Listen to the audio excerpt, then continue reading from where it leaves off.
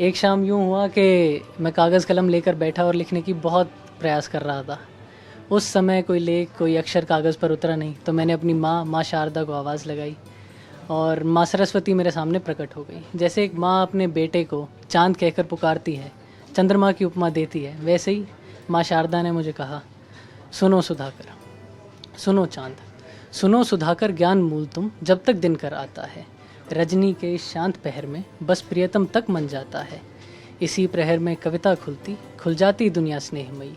कविता के तुम कर्म को देखो, होगा देखो यहीं कहीं।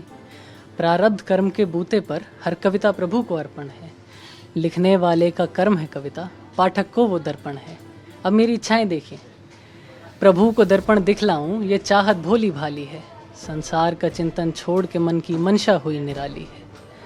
प्रभु को दर्पण दिखलाऊं, ये चाहत भोली भाली है। संसार का चिंतन छोड़ के मन की मंशा हुई निराली है। अब माँ कहती हैं, धर्म बताती है कविता का। कविता का तो धर्म जन्म से ऊपर चलते जाना है। कविता नभ पर पर्वत जैसी निर्झर पढ़ने वाला है। कविता का तो धर्म जन्म से ऊपर चलते जाना है। कविता नभ पर पर्वत जैसी निर्झर पढ़ने वाला है। अब कविता का विस्तार कितना है, कितने समय से हमारे पास कविता है। कालांतर से कालजयी है कविता की जो एक विधा, जिसमें ख्याति ब्रह्मा ने पाई, जिसमें दिनकर ने लेख लिखा। अब ये हम सभी लेखकों के लिए आशीष माँ का उनके बोल कुछ यूँ है कि वही कालांतर से कालजयी है कविता की जो एक विधा, जिसमें ख्याति ब्रह्मा ने पाई, जिसमें दिनकर ने लेख लिखा। मूल ज्ञान बस लिखते रहना, मूल ज्ञान बस लिखते रहना, जो मूल ज्ञान तुमने पाया। देख सवेरे रश्मि रथ पर लिए सुधा दिन कर आया।